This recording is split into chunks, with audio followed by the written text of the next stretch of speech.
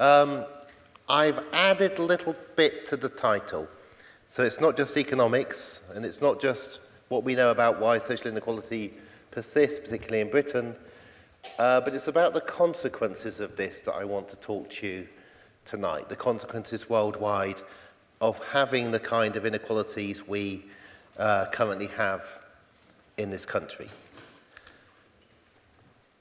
A graph. I'm afraid you're going to see quite a few graphs, but this may be the most important graph. You also have to memorize this graph because you're going to see one right at the end, which I will tell you is very similar to this one, and the only way you can tell if I'm telling you the truth is if you remember what this one looks like. This is a graph of the income of the best off 1% in the country, all the way from about 1918 through to roughly now. Around about 100 years ago, the richest people in Britain, the ones who had the highest income, got about 20% of all income. So one way of thinking about this is if you imagine there's 100 people in your school, and on average, those people each get £1 a day pocket money, about £7 a week. If you imagine now that there's an inequality in your school, and somebody gets £20 a day, they've already got £100 by Friday, and everybody else gets an average of 80p a day pocket money. That's what that inequality looked like 100 years ago. It wasn't unusual. All the rich countries of the world had 1% of the population having an income of about 20%. It was remarkably similar across the rich countries of Europe, in North America, even in places like Japan, because we had an aristocracy everywhere. There were a small group of people who were living off their capital. They didn't really need to work. They owned very large houses, and their wealth made them enough money that it brought them in an income of that much. And the rest of society was really strung out. So if you look at this country 100 years ago, if you think about women, the modal job for a woman 100 years ago in Britain was to be a servant.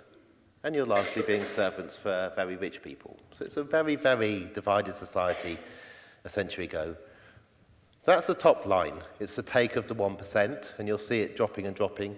The line just beneath it is the take after taxation. So what share of national income people get after taxation. Now you'll see it falls. It falls for all kinds of reasons. The key thing you need to know geographically is that it fell everywhere, and it fell in a remarkably similar way.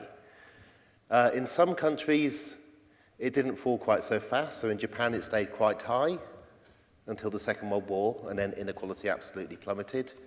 In other ones, it fell a bit faster than in Britain, but everywhere, the take of the 1% was reduced. And those two lines move apart because the amount by which we taxed the 1% increased. We brought in death duties. We increased the amount of money we wanted from wealthy people when they died, so they donated their houses to the National Trust. When you go around to National Trust property, you'll normally see a little plaque or something saying when it was donated. They had to donate it. If they didn't donate it, they couldn't actually pay the tax on death for that. Other things occurred.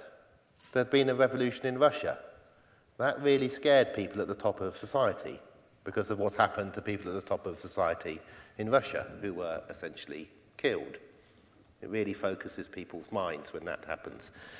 But there was also a war, the First World War, and wars are incredibly expensive. The only way you can really pay for a war is through taxation. And back then, the only people you could tax were the rich because they were the only people who had any money.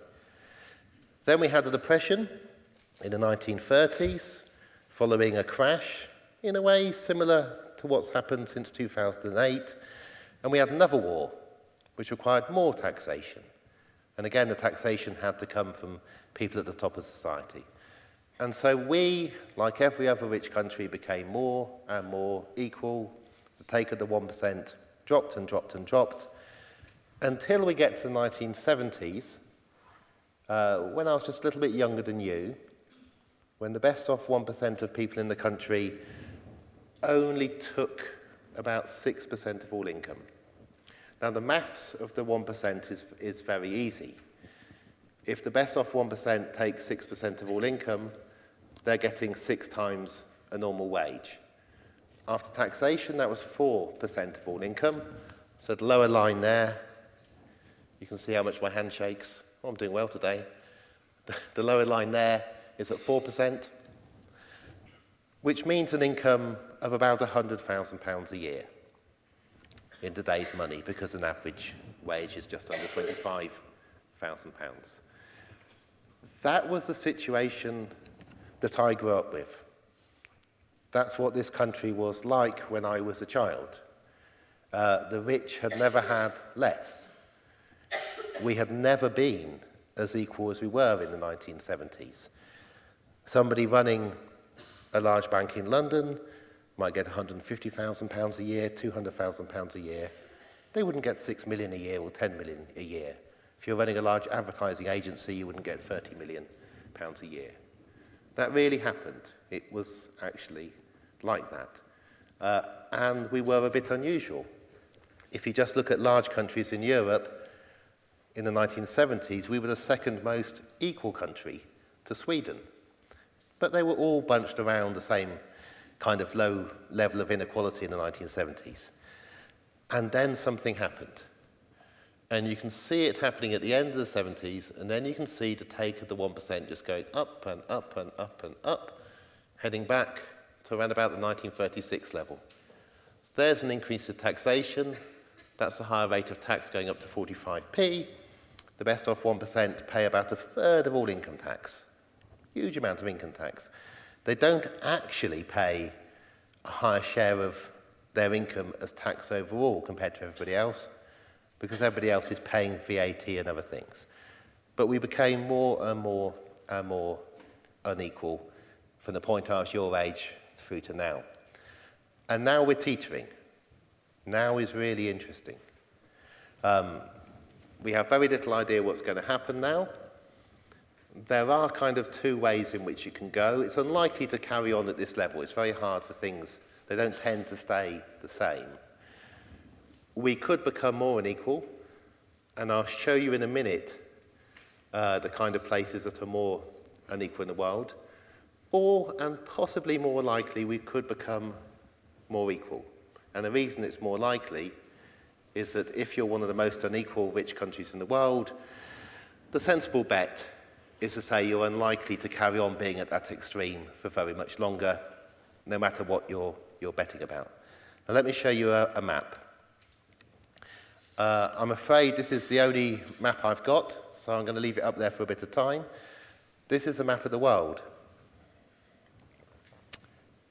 Worldwide, inequalities are now incredibly unequal between rich and poor countries. And if you want to worry about inequality, one of the things that is most worrying is that the worldwide 1%, the best off 1% of people on the planet, now hold about half of all the wealth in the entire planet.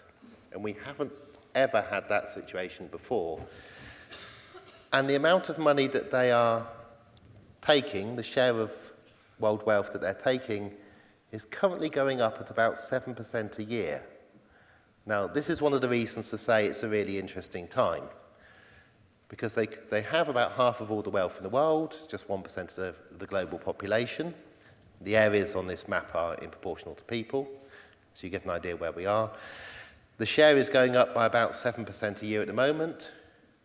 7 times 7 is 49.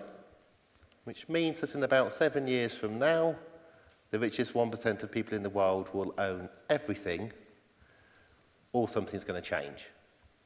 I think it's more likely that something's going to change than that 99% of us in the world are going to be the servants with no money for the best off 1% of the world's population. That's not a difficult prediction to make. Exactly what changes and how it changes is impossible to predict. But if people tell you that you are living in interesting times, and these are unusual times, they're not lying to you. For most of my childhood, in the late 70s to the 80s, and then when I was a student in the 90s and so on, it was very boring. The same thing was happening every year. We were becoming gradually more unequal. The gap between us was growing. There was really no change. We got a bit excited when one government lost an election and another government came in. We thought it was going to mean very different things. In hindsight, if you just go back to that graph, you can't spot which political party is in power. It actually didn't matter very much. It seemed to matter very much at the time, but it didn't affect what was going on. Now, because I can already tell that some of you are going to be nodding off, I'm going to try and do something a little bit different. This is almost certainly not going to work, but that doesn't matter. If you remember the idea of this is something you can do when you go back to your schools, and it's a way of just mixing people up a bit. These are very robust chairs. This is one of the nicest lecture theatres in the United Kingdom, one of the most expensive lecture theatres to kit out, I think, in the United Kingdom. So whatever you do in the next 5 minutes, please respect the chairs, because I don't want to get banned from doing a talk at the RGS.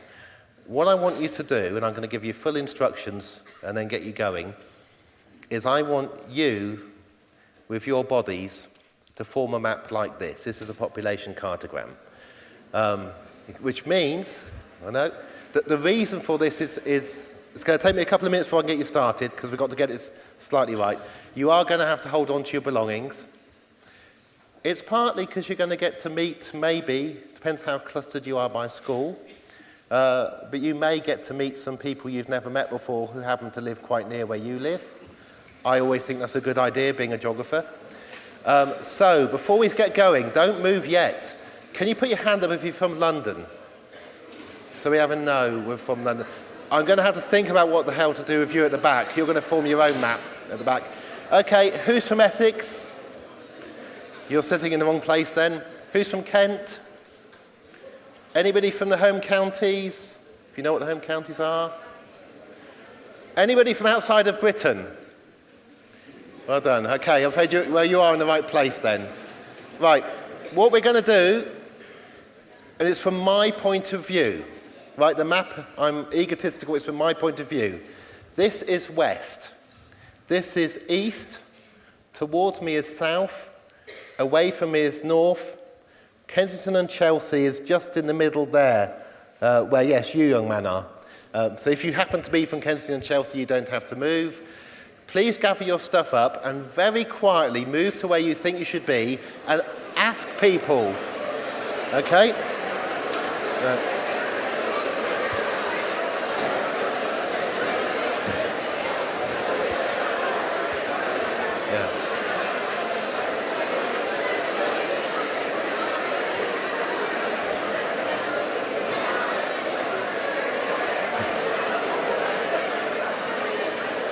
Oh, at the back.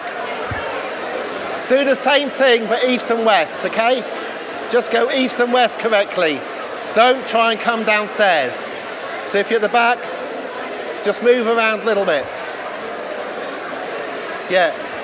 West is this way. East is over here.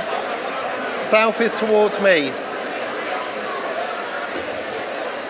I have to now admit that I've never tried this with so many people before. Yep. But you are all geographers. Space was there left upstairs, because I keep sending people up there. There's enough, don't worry. Keep sending them. Keep sending them upstairs. Yeah. Sure? Oh yeah, well anybody can easily get in now, can't they? Don't worry. It's fine. This looks like carnage. Yeah. I'll give them another 30 seconds and I'll just tell them to sit down. Okay. Don't worry.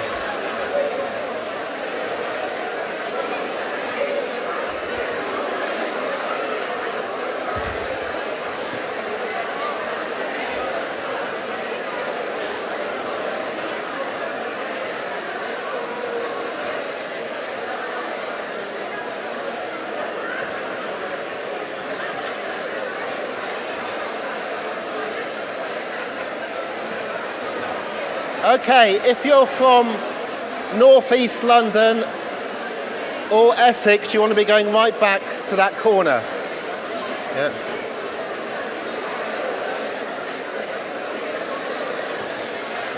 You don't need to get it exactly right. I promise not to embarrass anybody too much.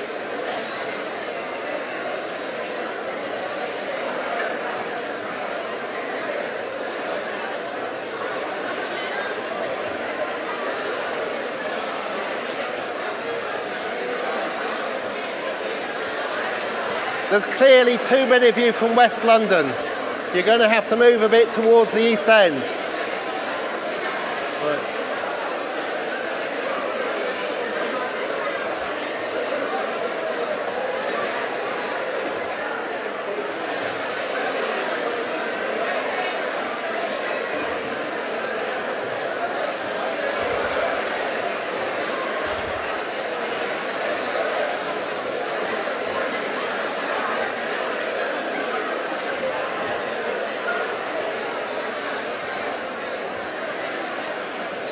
You only have to get it roughly right. I'm going to give you another 60 seconds. You've got 60 seconds. Yeah. Yeah, sit down. Fine. Yeah.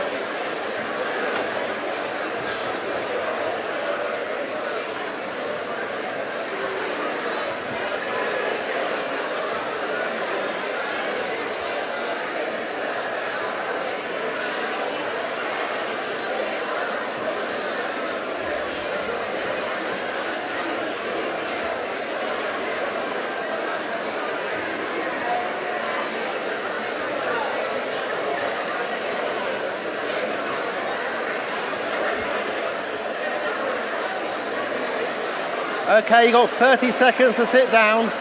It's a bit like musical chairs. Okay.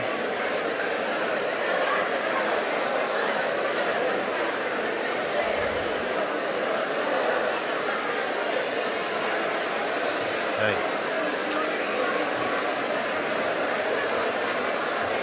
The nice thing is that your teachers can no longer control you now because they can't see where you are. Okay, 10 seconds, let's get sit anywhere. I know it's really exciting to meet somebody new, particularly somebody who just lives around the corner from you. Could be an old friend, you never know. Okay, let's just do a little test. So, let's do some boroughs. Have we got Camden at all? Anybody from Camden? We got Camden. Camden's gone all the way back to there, that's good. Have we got Brent? Oh, Brent's up there. Incredibly well organised. Okay, have we got anybody from Kent? Yay, you are good at this. South Coast? Sorry, yep. Oh, my geography's going to go. Hampshire? Oh, you are good, brilliant. I'm very impressed. Anybody from Oxford? No Oxford schools can make it that far. Reading? Berkshire? Surrey? Must have a bit of Surrey. There we go. You've moved yourself slightly nearer Kensington and Chelsea than you normally are, but that's fine. I'll let you do that. Okay, thank you for humouring me with that. That is the largest number of people we've ever managed to do that with, so I'm very impressed by how well behaved you are.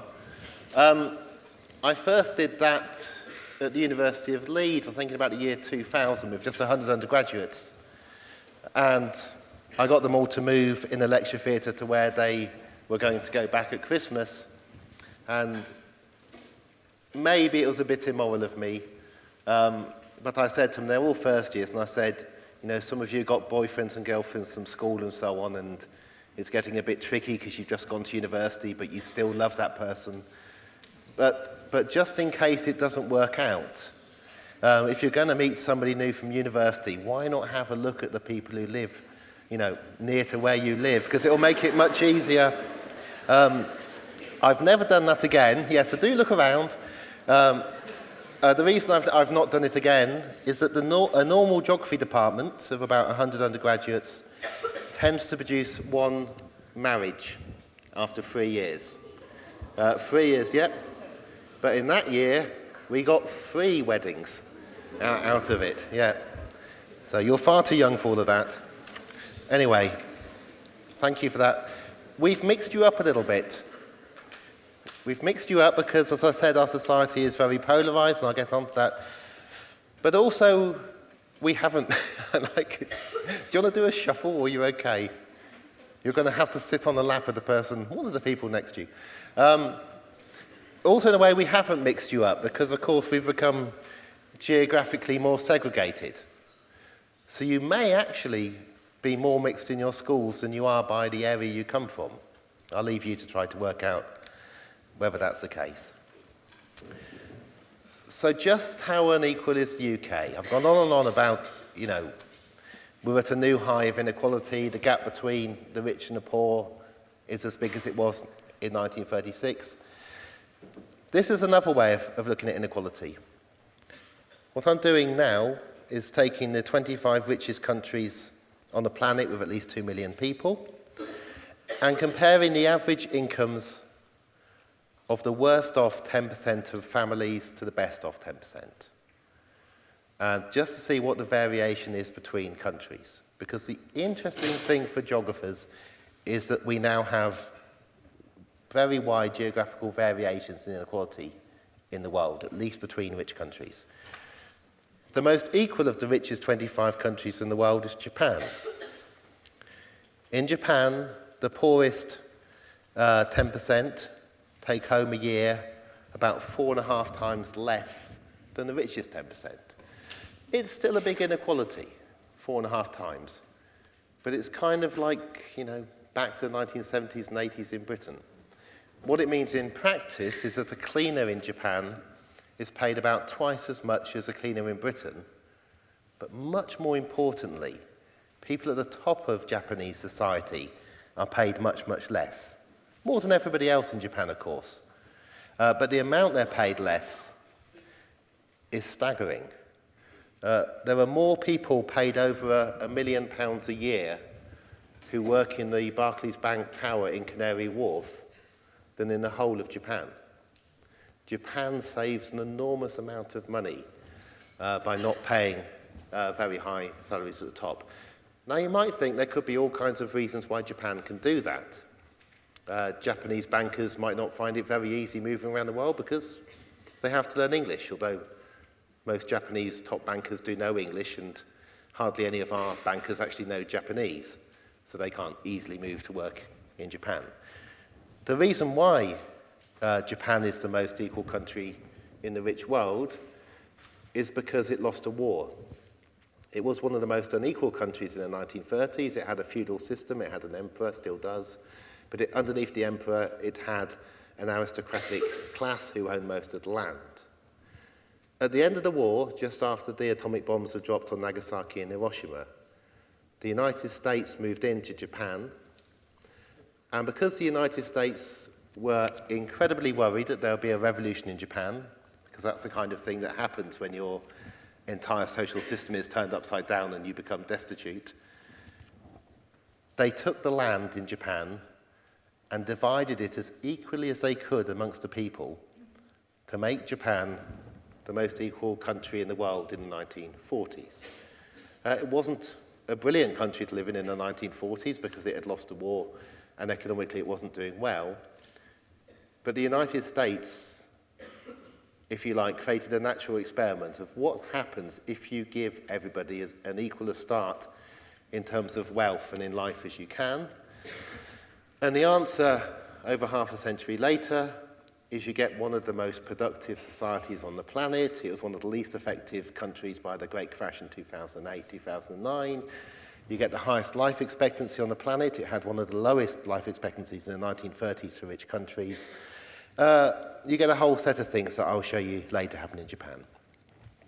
This is just economic equality. It's not equality between the sexes. It's not levels of racism and these kind of things. It's just the money people have, because money turns out to be really important in terms of how people think and how they behave and how they're respected. The countries just above Japan are Finland, Norway, and Sweden. So the Scandinavian countries which are famous for being more equal. And then there's Germany. And very similar to Japan, but not quite as devastating. When the Allied forces and Russia moved into Germany after the Second World War, they also attempted to make Germany a much more equal place than it had been before. On the Soviet side, they did it because they're Soviets. That's what Soviets do. But on the West, we didn't want a repeat of the First World War and the Second World War. And we wanted to deal with the mass unemployment that there had been in Germany. So what we did is we gave every single city a function so that no city became dominant, and tried to bring up places that were poor and not let places that were doing better do better and better. We also, well, we didn't, but they did, built a wall through the biggest city. If you imagine, if you're trying to reduce the north-south divide in Britain and get rid of the dominance of London, one of the fastest ways to do that would be to build a wall through the middle of London and not let people go one side to the other. And in a sense, that's what happened to Berlin. And the long-term result of Germany losing the war is it's a much more equal country than the majority of rich countries in the world. It is more productive. The living standards are much higher. The average family in Germany has an income, the median family, much higher than ours. The quality of the housing is higher. The cost of the housing is lower. The trains run well, and so on. It's not all perfect, but it's very different. Then we have Austria, Slovenia, which is a very interesting country for equality, South Korea, Denmark, Belgium, and Switzerland. And it often surprises people that Switzerland's there just on the more equal side of the middle. In Switzerland, people at the top 1%, receive half as much money as the top 1% do in Britain. The top 1% is dominated by finance now. It wasn't in the 1970s. In the 1970s, it was head teachers. It was doctors. So all kinds of people in the top 1%. There's always a 1%. The question is how mixed it is. Nowadays, the top 1% is dominated by people working in finance and management of people in finance. Only 3% of people in the top 1% are celebrities and sports stars. So if you're trying to get into the top 1% and you don't think anything's going to change in Britain, forget going on X Factor, forget being good at football, you need to go into finance. It's the only way to do it. But in Switzerland, they take half the pay that they take in Britain. We have over 2,000 financiers paid over €1 million a year. The next highest is 190 in Germany, and there's less in Switzerland. So when people often say that if we paid our financiers less, they'd go abroad, apart from New York, there's nowhere for them to go. Nowhere else actually pays the kind of salaries we pay. So Switzerland's just on the more equal side of the average for the richest 25 countries, but that still means that if you're a family in the best of 10% in Switzerland, you've got 9 times more money a year to play with than in the poorest 10% of Switzerland. And then we get France. The median family in France has about 4,000 or 5,000 more euros a year to live on than the median family in Britain. We often talk about France being some kind of economic basket case, but if you couldn't choose who you were going to be, if you're going to sort of disappear this second and you're going to reappear as a child at random in the UK and France, you're better off choosing France if you want to have a higher standard of living on average. 4,000 or 5,000 euros a year better off. And that's before you take into account the housing costs, which are lower in France. And then the Netherlands, which is the middle country in Europe. If you wanted a country to look at, to say, what is it possible to be, the Netherlands is the medium one. And then becoming a bit more unequal, you get Ireland, Canada, Greece, Spain, Italy, New Zealand, Australia. English-speaking countries tend to be more unequal. And then Israel. And Israel's a very unequal country because it has very deep divides between people. And then you get us. And we are more divided than Israel. But our divides took a lot longer, if you like, to establish. I know I said the 1970s were very equal, but under the surface of our divides, there is the British class system, which is a very, very old system, if you like, based on a series of invasions of very successful people a very long time ago, many of whom still own the land that William the Conqueror gave them. That's a bit different in Israel. There are only 3 countries, this is data from about 5 years ago, only 3 countries of the richest 25 in the world that are or were more unequal than us. Portugal, which was similar in having an aristocracy, and poor people being very poor in Portugal. The United States, which is often the country we look at for social policies, and there the divide, if you want to encapsulate it in one way, is racial. If you have a section of your population whose great-grandparents, great-great-grandparents were slaves, it's hardly surprising you still have inequalities, because you can give slaves their freedom, but unless you give them some money as well, you're not really going to be on the level playing field. And then Singapore. And Singapore is really interesting to look at from our point of view, because there aren't many places that we can look at in the world to say, what would this country be like if it became a bit more unequal? And what would London be like if it became a bit more unequal? So you have to look to Singapore. This is the most complicated slide. There will be no more tables. That data was from 5 years ago. The data changes. So the table is showing you the latest figures for that 10-to-10 ratio for those 25 countries. And if you read the text above my head, you'll see that some countries have come in and gone out of those 25. The countries that have come in are Kuwait, UAE, Hong Kong, and Qatar. And the countries which are no longer in the richest 25 in the world are Slovenia, Greece, Portugal, and Spain. That's how much has happened in just 5 years. And there's also been a little shuffling around in the inequality stakes. This data isn't perfect. Our inequality data is not particularly good for this 10-to-10 ratio. It's a bit better on the 1%, but that's all based on the taxes the 1% pay. So you have to believe that the 1% pay all the taxes they're supposed to pay to believe the 1% figures. It's probably worse, because there's quite an incentive to avoid tax if you've got a lot of money. Anyway, the latest figures are that the United States has just overtaken Singapore. Singapore brought in capital controls after the crash because it was worried that people from China would dump their money in Singapore buying flats in tower blocks that they never meant to live in. Singapore was very clever, so it stopped them doing that, but it meant that Singapore didn't get as rich and more unequal as fast as it might have done, and instead the money flew over from Singapore and flew to London. And the money flew out of Switzerland because the Americans demanded to look into Swiss bank accounts and flew to London. London is now the most expensive the most expensive large city on the planet. Nowhere has ever been as expensive to live in as London is now. So the United States has just beaten Singapore. Israel managed to just overtake us. Portugal has dropped out, but if you look at Portugal, it's actually become much more equal, because when you have an almighty economic slump and house prices halve in Lisbon, it's the rich who lose out most because the poor had nothing to lose in Singapore. I'm not going to show you what happens if you project this forward, but we've done it. We've only got 2 points in time. If you project things forward, so from 2010 to 2015, 4 to 2020, 2025, we become the most unequal of the richest 25 countries of the world. That's our current trajectory. But there's no reason to think that that will necessarily happen, but our increase in inequality is actually faster than in those other countries. But why does it matter? It's kind of so what?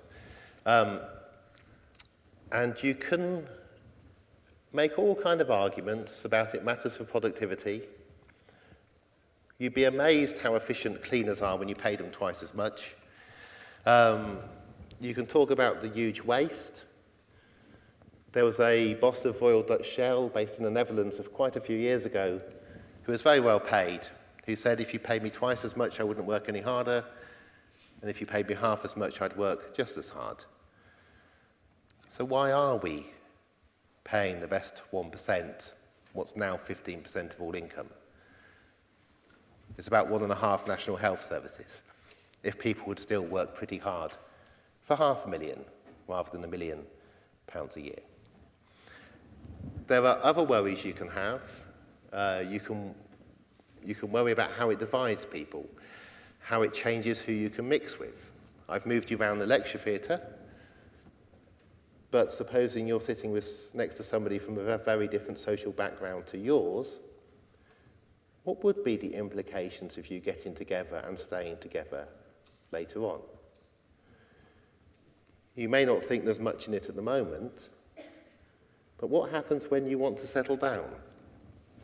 What happens if you want to buy a house? What if her family can lend or give you £100,000, but his family can't? These are the kind of issues that dominated British society 100 years ago. If you look at novels from 100 years ago, you'll see they're all about, well, they're largely about the upper class, but they're about, have you got enough money to marry somebody else who's wealthy enough as you? And also occasionally things like Lady Chatterley's lover, doing the completely naughty and getting off with a servant. That kind of thing really was very bad. Those kind of anxieties reduced in the 1920s and 30s and 40s and 50s, so that by the 1960s, Lady Chatterley's Lover was published. There was a court case, and famously in the court case, the judge said, "Is this the kind of book you'd like your wife and servants to read?" And people just laughed at the judge because nobody had servants anymore, because they couldn't afford to have servants, so nobody had to be a servant anymore.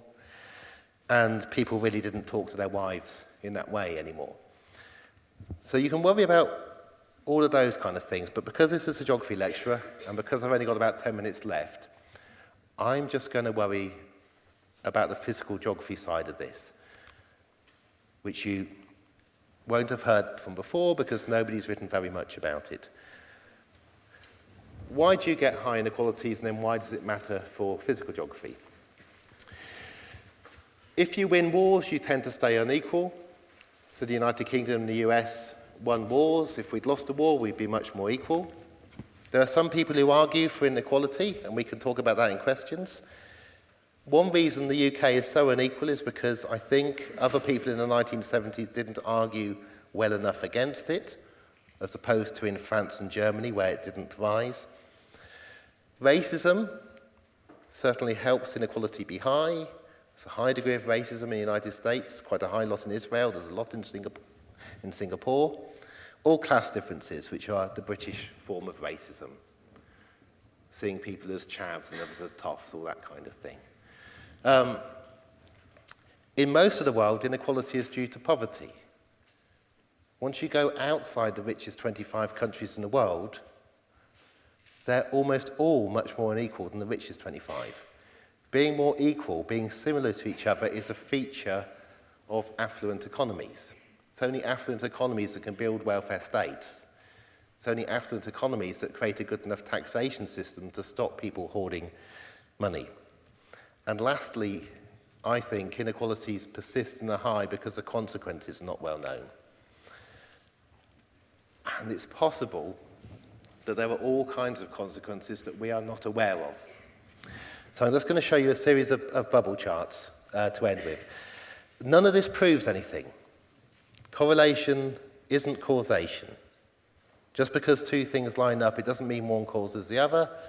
Very often there's something else you haven't thought of which is affecting the two. But when you get correlations, it's often telling you something. Along the bottom, I've put that inequality ratio, how much the best off tenth get compared to the worst off tenth. So for us, it was about 17. For the US, it's over 20. These are very unequal countries. These are more equal countries. And if you look at just something like how much meat people consume, you'll see there's a huge difference between these countries, and it kind of lines up with inequality. Places like New Zealand, where they have a surfeit of sheep, eat more meat, but it's odd. It's strange. I could show you the graph for obesity, which is much clearer-cut than this. Obesity is much higher in the more unequal countries, it's much lower in the more equal countries. And I'm going to leave you to think about it. What could it be that means that people eat differently in different countries of the world in a way that appears to be related to inequality? If you take something else, how much water we consume. Because if you're worrying about the planet and what happens, you have to worry about our water consumption. It's higher, on average, these are all averages for everybody, in more unequal countries. There are always exceptions, The United Kingdom is not a very great place to have swimming pools, although we have a remarkable number of swimming pools if you have a look at Google Earth and have a look down. But people are behaving differently in these countries and different things. I'm not going to try and, I could easily give you guesses as to why. I just want to show you these relationships exist. This one's a bit weak. I happen to think that Denmark and Switzerland are very good at counting waste, and that's why it appears to be higher. But this is a relationship between the kilograms of waste that everybody throws away and inequality. Waste is a really nice measure, because apart from food, which goes out another way, and jewellery, which you tend to keep, absolutely everything you buy, you throw away, almost always within a very short amount of time. So if we're trying to measure how much you buy, we can measure the weight of how much you throw away, and we get an idea of what's going on. So why would people in more unequal countries buy more?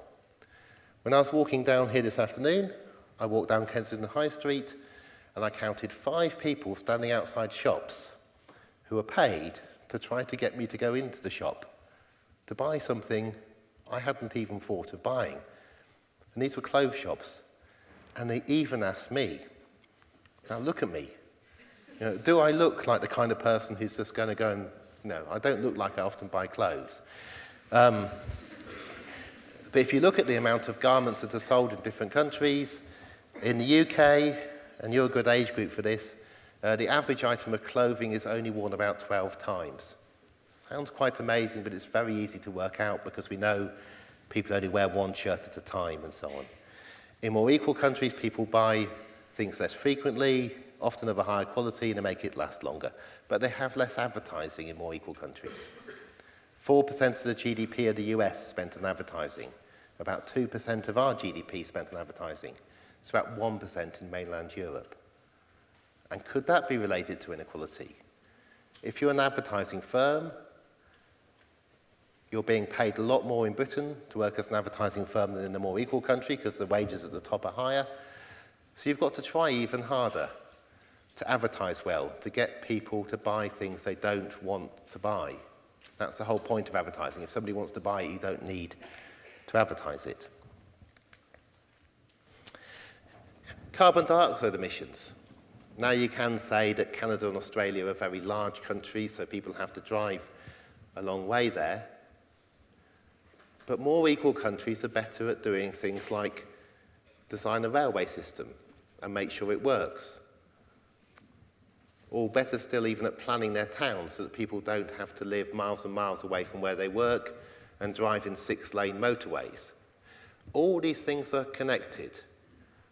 One of the reasons that obesity rates are highest in the United States is not just that people eat a lot in the United States, it's also that they spend an awful lot of time sitting in a car. And it's about the fastest way to get fat is to sit for hours in the car, because all you can exercise is your foot. That's it. Here's petrol or gasoline. And again, you'll see it's lining up. Even things like infant mortality rates end up being correlated to inequality, and life expectancy is. Largely because the poor are poorer in more unequal countries, and I'm not sure.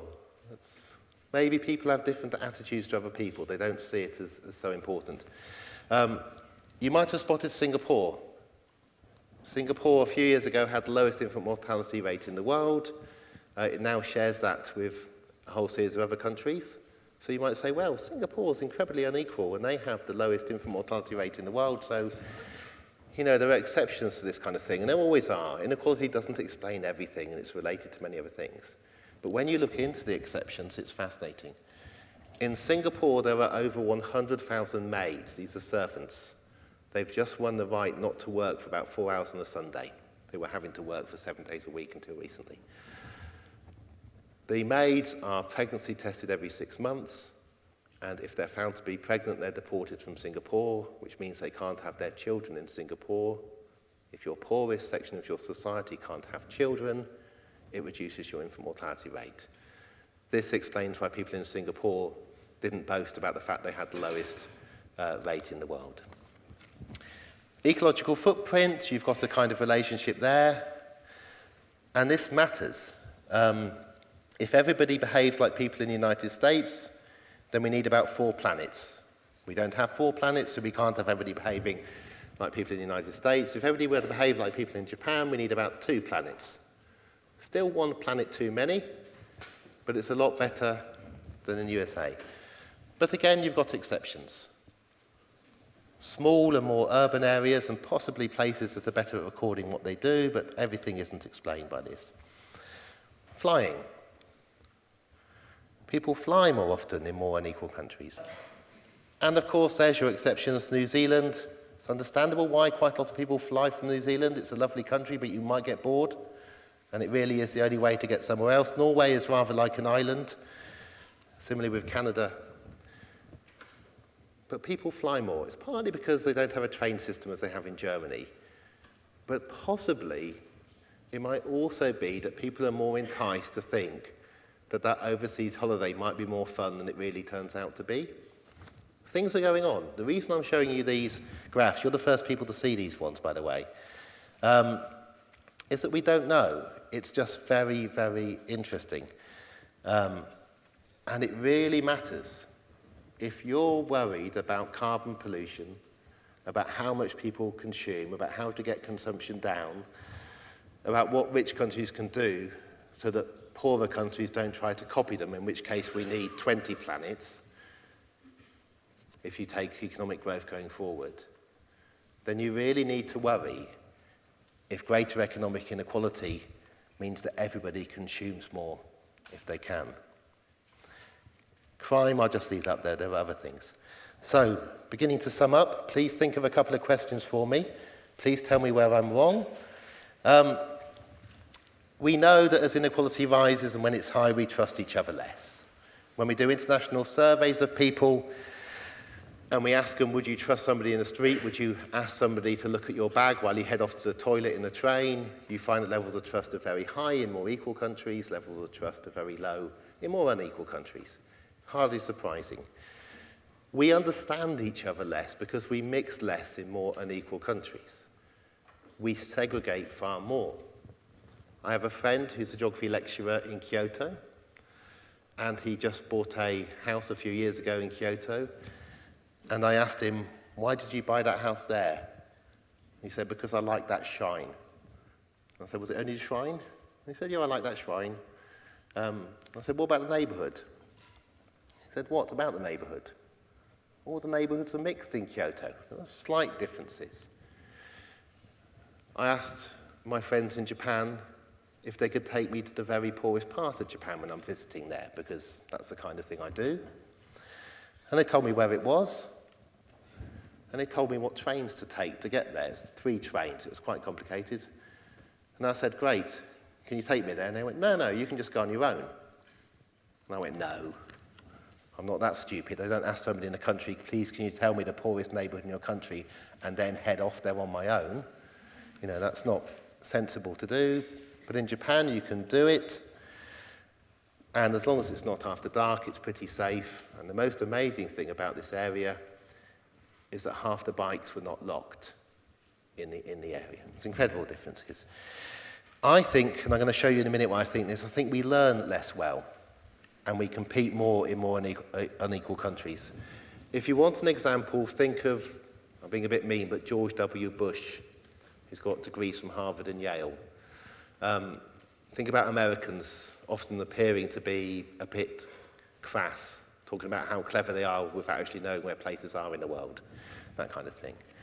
Exam results become much more important as inequality rises, so your exam results really matter. Your GCSE results really mattered. You worried about your A stars and your A's. Before that, you worried about whether you had 6 B's or 5 C's. You're worried about your A levels. You're worried about whether you're going to go to university or not. You're worried about what university you're going to go to, and so on. Partly because it's a more unequal country. So it's harder to lay back and say, oh, I'll just learn a bit at school, but I won't worry too much about my exams because it won't determine my future that much. Because in a society that's as divided as ours by income, it does matter. I'm going to take maths as an example. Here is the OECD survey of ability in maths in these different countries. Maths is a lovely one to compare because maths is very similar worldwide. It really isn't that different in different places. And you'll see Japan and South Korea and Sweden, actually Swedes let themselves down a bit, but generally doing better, and the UK and the United States doing a bit worse, but there's Singapore, and they're doing amazingly well. So you've got a weak correlation with ability at maths at age 15, what most of you were a few years ago. Weak correlation. Now think about your GCSE maths. Ask, who got an A star? Go on, let's do that. Who got an A star? Go on. You be swatted. Loads. Oh no. Who got an A? Normal. Who got a B? Normal. Now who got less than a B? Be proud. Way, well done. You stand out. Okay. The good news I've got for you people who got less than a B is although you got your A's and A stars at GCSE maths, what that means in Britain is that you were trained to be very good at taking a GCSE maths exam. Now, here's a thing that's truly shocking. If we give people the same maths test around the world, but not at 15, between ages 16 and 24, everything lines up much neater. Because what's happening in these very unequal countries is that schools are being forced to teach people to get the maximum exam grade on the day of the test because it really matters, which makes it much, much harder to actually teach people maths, which is different from getting an A star or an A. It actually involves enjoying maths. Now, these differences are not huge, they're exaggerated by the scale, so I wouldn't go away being terribly worried about all of this. But I do think it's useful to know that when you compare different countries, at least when it comes to maths, in the more equal countries of the world, they do a little bit better on average at age 15, but they've actually learnt their maths in a way which means that they still know it later, and that's supposed to be the idea of education. Whereas we're very, very good at heating people up to get a really good grade on one day, and then if you never do A-level maths and you don't do physics and chemistry, well, hey, why do you need to remember all that again? Until you meet me at university, and I tried to get you to draw some graphs. And then despite the fact you've all got A stars in the place that I teach, you find it quite hard to do basic maths. And it's a bit of a shock. So it's going to show you one more graph, I hope. A last geographical comparison, just to show you how different things can be. Here we've got the take of the 1% along the bottom. So the United States, 1%, around about 20% of all income. And along the side, we've got the proportion of people who are cycling or walking to work every day. Now, what doesn't happen is that people wake up in somewhere like the Netherlands and say, we're very equal, let's walk and cycle. What I think happens is that people in countries that are or become more equal become better at planning other things, such as a housing system and cycle paths, whereas countries which are more unequal tend to be more individualistic. So a few years ago, there was a mayor in Texas who opposed the building of pavements in his town because he said pavements were the road to socialism, because they were sharing a bit too much. That kind of thinking can't happen in more equal countries.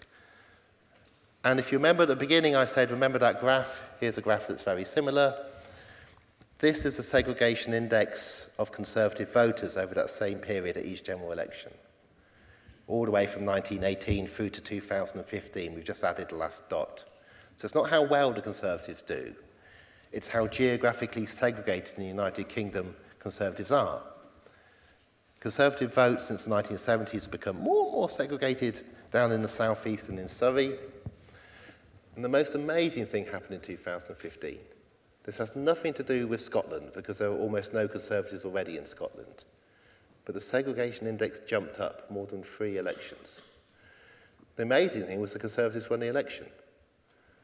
They won it with only 1 in 4 of the electorate voting.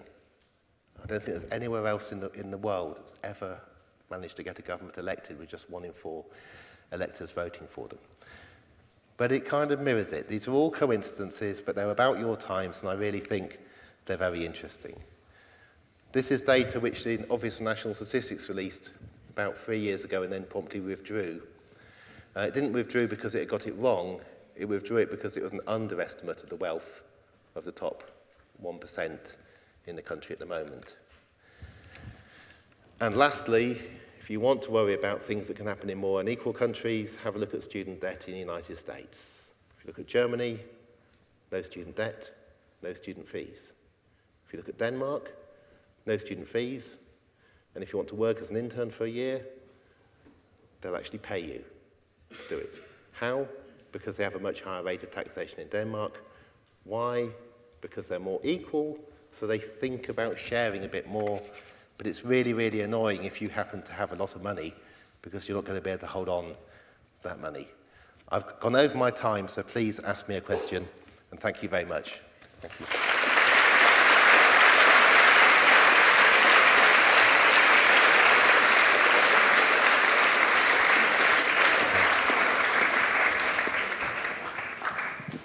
Great. Well, we've got a few minutes for questions, so if you stick your hand up, we'll take them one at a time. So you've talked quite a lot about some negative consequences, and you talk quite positively in your book, Population 10 Billion. Can you see, or what solutions can you see to the potential problems that you've outlined? I am quite positive in general. It's just if you talk about inequality now in the UK, we are doing very badly. But many other of those richest 25 countries have managed to go a different way. Inequalities are falling in the Netherlands and Switzerland and so on.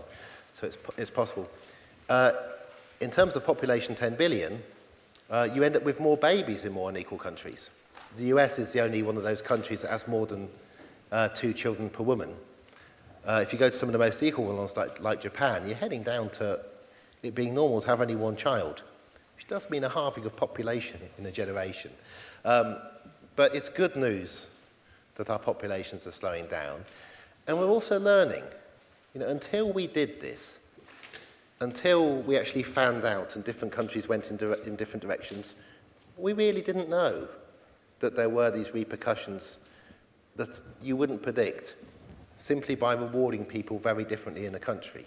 It's easy in hindsight to come up with reasons why, but now it's happened, we can actually say, if you carry on with these gaps between people, it really is very hard to get them to spend less, to get them to be happy with what they've got, to get them to stop at 1 child or 2 children.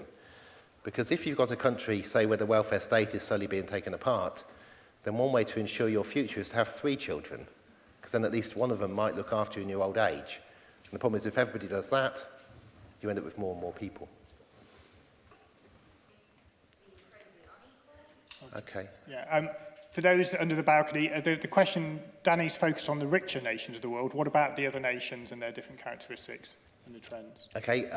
There is a growing world middle class, people getting around about $6,000 or $7,000 a year. It's kind of led by China, which is doing it faster than India.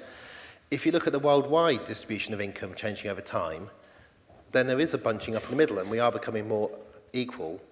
But at each end, there's also an increase in people who are very poor, and an increase in this tiny number who are very rich. So it's a complicated picture overall. The interesting thing about the rest of the world is there's just a few places you can look to. Kerala in India, Costa Rica, Cuba, which are unusually equal. But they're unusual. Whereas in the rich world, almost everywhere is more equal than we are. So it's much easier to make generalizations in the rich world than the poorer world.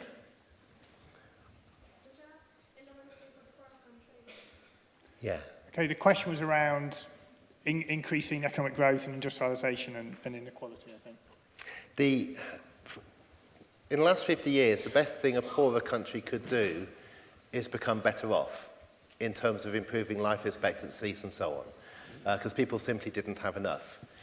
In the richest 25 countries of the world, getting better off, getting more money in total, hasn't resulted in increased well-being in those countries.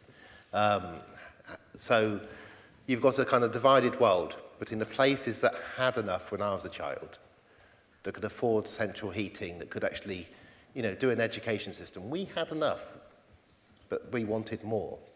Now it's normal to have 2 cars per household. We really don't need to have 2 cars per household. So you have to park one set of countries on one side, which have got an abundance of riches, even though many people are poor in them, particularly in the unequal rich ones, compared to poorer countries, which kind of start at the top end with Turkey and go all the way down to Niger in Africa. And in those countries, simply having a bit more was the main thing that made things better. But as these countries, like Chile and like Turkey, and to an extent like a lot of China now, enter that bracket that Europe got into in the 1970s, getting more won't necessarily help people. You just end up with people eating a lot more meat because that's something you can do, but luckily meat isn't particularly good for you. People tend to copy richer countries. So rather than having Beijing running on bicycles, which was incredibly efficient, you end up with people sitting in a ton of metal and steel, which is a car, in traffic jams in Beijing. So we rapidly need to learn from what the richest countries of the world did well and did badly before everybody starts copying the ones who did it badly and doesn't look to the ones who did it better, where people are healthier, where mental health is better, where they're taller. The tallest people on the planet are now from the Netherlands. 150 years ago, they were from the United States. And these kind of measures give you an idea of, are things benefiting a society or not benefiting a society? And they're geographical. That's what's lovely about this. We've run a series of natural experiments, and with a lot of caveats, we can compare the outcomes and we can say, actually, in the 1970s, you didn't know. In the 1970s, you could have said, we've just got to let the tallest poppies rise, we've just got to let the entrepreneurs go, we've got to give them as much of their income back as we can, we've got to get rid of taxation, and it will trickle down and all will be fine for everybody. And you didn't know in the 1970s whether that's true or not. It's been long enough now, we can compare what happens when you make those different choices, and you can look at the outcomes. And that really matters for the rest of the world. Because if the rest of the world copies the most unequal countries in the world, I think it's very bad news. If the rest of the world begins to learn from those places which were more homogeneous and which held it together and which treated each other with a bit more civility, then you're looking at a much better future for the planet as a whole, because people just, they don't burn as much petrol, they don't buy as many things when the gaps between them are narrower. Okay, the question is, why has the 1% got richer, and what's the cause of it? Is it multinational corporations or other factors? This is the figure about the richest 1% having half the world's wealth, which comes from Gemini Bank and from Oxfam. It's partly because the richest 1% have escaped the jurisdiction of nation states. They are no longer trapped in particular places so that they can hide their money from any government that might want it, and this lets the money amass and amass and amass. Having said that, there's another thing going on, and it really matters because we are in the heart of Kensington. A few places, which are largely tax havens, have helped the very rich amass this money without it being controlled. But the one place which in effect is the biggest tax haven of all is here. London has made it, London is the favourite home of the very richest of the richest 1% worldwide. We have the highest number of billionaires per head. And our wealth taxes, if you were to buy Kensington Gore as a house, do you know how much council tax you'd pay? You'd pay $1,300 a year. That's all you'd pay. We have the lowest property taxes in the world. And part of the reason why the rich have managed to get so much richer is because Britain in particular has created somewhere which allows you to hide your money from those who might say, actually, you've got enough. And rather than it being a great idea if you give some to charity, it might be better if we all decide how to spend your money rather than just you doing it, which is what's happened in the richest countries of the world between 1918 to 1970. We stopped relying on the charity of very rich people to build hospitals and schools, and we started saying, actually, we want to decide where to build hospitals and schools, and we took an increasing share of the wealth from people who used to do that kind of thing.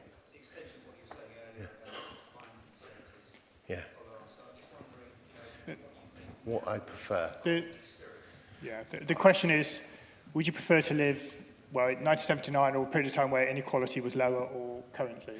I prefer to live in 1976 because it was a wonderful heatwave summer. 79 was a lot tougher. We just had a winter of discontent. Or the National Front had just disappeared because Margaret Thatcher won an election.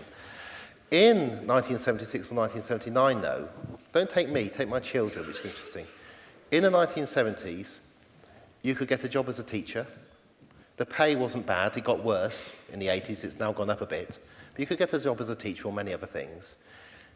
You could get a mortgage by the age of 25. It might be tricky if you didn't get married because people were a bit boring back then, so you had to get married. You could have a child at 27, you could start a family. You can't do that now. So my honest answer, not for me, because I'm a well-off university professor, but for my children, they would actually be better off for their future in the 1970s, so the basic things in life of getting together with somebody else, settling down and feeling secure. Oh, and we had near full employment in the early 70s, so you wouldn't worry about unemployment. And if you didn't like your job, you could tell your boss to stuff it and go and get another one. You know, that was real freedom. Lots of things were bad. Racism was bad. Kathy Come Home was around. Homelessness was worse. You know, it wasn't a utopia. But we have to ask, how come people then could start families in places like London and Oxford who cannot have a family now because they simply can't afford to live? The majority of our teachers in the city of Oxford, I think, are under the age of 28, and they leave the city when they want to have a family. And in effect, they're becoming the new servants. Because the one thing which differentiates servants 100 years ago from everybody else is that servants couldn't have children. And I do think you've got to worry when you get to a point when people are saying, we simply can't afford to have children, we just can't do it because there's no way of arranging it. And I like the music in the 1970s as well.